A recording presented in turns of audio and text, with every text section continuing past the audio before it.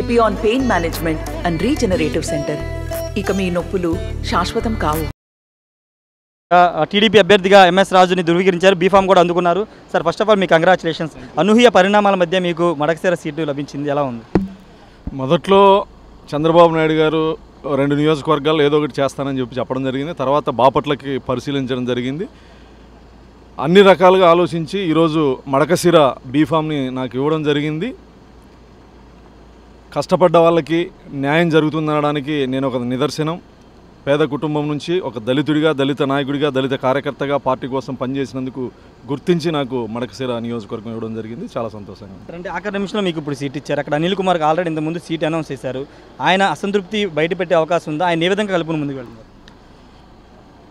మడకశిర నియోజకవర్గంలో సమిష్టి నాయకత్వంలో అందరి సహకారంతో అందరినీ కలుపుకొని అందరి నాయకత్వంలో పనిచేస్తాం.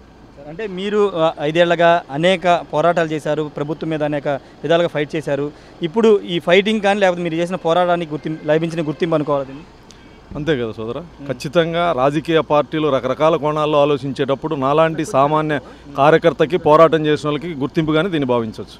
ఫైనల్గా గెలుపు అవకాశాలు ఏ విధంగా ఉండే అవకాశం ఉంది? ఖచ్చితంగా మడకశిర నియోజకవర్గంలో గ్రామీణ స్థాయి నుంచి రాష్ట్ర స్థాయి వరకు మండల నియోజకవర్గ అందరి నాయకుల్ని కలుపుకొని ఖచ్చితంగా మడకశిర నియోజకవర్గంలో విజయకేతనం ఎగరేస్తాం. అనంతపురం జిల్లా క్యాండిడేట్ల మీద మీ అధ్యక్షుడు విమర్శలు చేశారు. లారీ డ్రైవర్ అని, లేకపోతే అలా వాళ్ళకి టికెట్లు ఇచ్చారని ఒక విమర్శలు చేశారు. దాని ప్రభావం ఉండే అవకాశం ఉంది?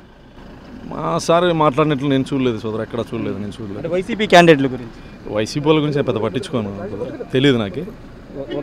All the best sir. Thank you. మొత్తంగా అయితే ఖచ్చితంగా అది కష్టానికి తగిన గుర్తింపు అని చెప్తున్నారు ఎంఎస్ రాజు. ఆఖరి నిమిషంలో సీటు కేటాయించడం పట్ల సంతోషం వ్యక్తం చేస్తున్నారు. మొదటి బాపట్ల ఇస్తారని చెప్పారు, కానీ తర్వాత అక్కడ ఆల్టర్నేటివ్ ఇవ్వాల్సి వస్తడం వల్ల ఇప్పుడు మడకశిర కేటాయించారు ఎంఎస్ రాజు చెప్తున్నారు. ఏదేమైనప్పటికీ మార్పులో భాగంగా మడకశిర అనిల్ కుమార్కి సీట్ ఇచ్చినప్పుడు ఇప్పుడు ఆయన స్థానంలో ఇప్పుడు ఎంఎస్ రాజు సీట్ ఇవ్వడం పట్ల ఆయన కూడా హర్షం వ్యక్తం చేస్తున్నారు. Camera person ప్రసాద్తో Rayesh RTV, Undavalli నుండి. మరిన్ని వీడియోస్ కోసం ఛానల్ ని సబ్స్క్రైబ్ చేయండి. లేటెస్ట్ అప్డేట్స్ కోసం వాట్సాప్ ఛానల్ ని ఫాలో చేయండి.